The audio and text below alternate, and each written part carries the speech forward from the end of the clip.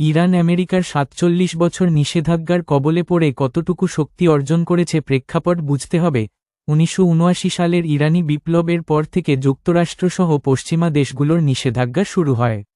প্রায় ৪৭ বছর ধরে বিভিন্ন মাত্রায় অর্থনৈতিক ও প্রযুক্তিগত অবরোধের মধ্যে থেকেও ইরান কিছু ক্ষেত্রে উল্লেখযোগ্য সক্ষমতা গড়ে তুলেছে। নিচে বিশ্লেষণধর্মীভাবে তুলে দিলাম। প্রশ্ন উঠছে, ইরান যুদ্ধে একা, মধ্যপ্রাচ্যের মুসলিম দেশ কেন আমেরিকার পাশে? এতে লাভকার? তাদের জন্য স্থিতিশীলতা ও শাসন টিকিয়ে রাখা তাদের কাছে বড় অগ্রাধিকার। সৃষ্টিকর্তার রহমতে নিজেদের অর্থ সম্পদ থাকা সত্ত্বেও অতিরিক্ত ভোগ বিলাসে ব্যস্ত। তাই তারা রাষ্ট্র ও নিজেদের অস্তিত্ব রক্ষার্থে নিরাপত্তা, অস্ত্র চুক্তি, অর্থনৈতিক সহায়তা ও কূটনৈতিক সম্পর্কের কারণে যুক্তরাষ্ট্রের সঙ্গে ঘনিষ্ঠ। তারা ভুলে অন্যের মা কখনো নিজের হয় না।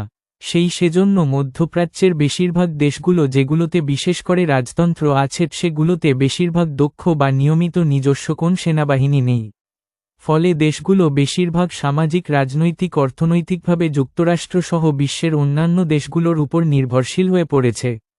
কিছু দেশগুলোতে নিয়মিত সেনাবাহিনীতে প্রযুক্তি থাকলেও তুরস্ক ইরান সামরিক দিক দিয়ে বেশ শক্তিশালী। সেই দিক থেকে বর্তমান ইরান আমেরিকার ৪৭ বছরের নিষেধাজ্ঞার কবলে পড়ে। ইরান বিদেশি অস্ত্র কিনতে সীমাবদ্ধ ছিল। ফলে তারা নিজস্ব প্রতিরক্ষা শিল্প গড়ে তোলে। ব্যালিস্টিক মিসাইল প্রোগ্রাম, মধ্যপ্রাচ্যের অন্যতম বড় ভান্ডার, ড্রোন প্রযুক্তি, লো কস্ট কিন্তু কার্যকর আঞ্চলিক প্রক্সি নেটওয়ার্কের মাধ্যমে প্রভাব বিস্তার, সরাসরি আধুনিক পশ্চিমা প্রযুক্তি না পেলেও অসামান্য প্রতিরোধ ক্ষমতা তৈরি করেছে। পারমাণবিক কর্মসূচি, joint comprehensive plan of action JCPOA ২০১৫ সালে চুক্তির মাধ্যমে সীমিত হয়েছিল। কিন্তু পরবর্তীতে উত্তেজনা বাড়লে ইউরেনিয়াম সমৃদ্ধকরণ আবারও আলোচনায় আসে। ইরান প্রযুক্তিগতভাবে সমৃদ্ধকরণ সক্ষমতা ধরে রেখেছে, যদিও এটি আন্তর্জাতিকভাবে বিতর্কিত। অর্থনৈতিক বাস্তবতা এখানেই সবচেয়ে বড় চাপ। মুদ্রাস্ফীতি দীর্ঘদিন উচ্চ, রিয়ালের মান কমেছে, তেল রপ্তানি সীমাবদ্ধ, তবে তারা বিকল্প বাজার, বিশেষ করে এশিয়া খুঁজে টিকে থাকার কৌশল নিয়েছে। কৌশলগত শক্তি বনাম অর্থনৈতিক দুর্বলতা, ইরান আজ সামরিক ও আঞ্চলিক প্রভাবের দিক থেকে ১৯৮০-৯০ দশকের তুলনায় অনেক বেশি সংগঠিত। কিন্তু অর্থনীতি এখনও নিষেধাজ্ঞার ভারে চাপে। ৪৭ বছরের নিষেধাজ্ঞা ইরানকে ভেঙে দেয়নি, বরং আত্মনির্ভর সামরিক, জ্ঞান বিজ্ঞান, চিকিৎসা, প্রযুক্তি, খাদ্য স্বনির্ভরশীল সক্ষমতা গড়তে বাধ্য করেছে। নানা ষড়যন্ত্র ও দেশীয় বেঈমানদের শাস্তি দানে সঠিক নীতি অনুসরণ করে।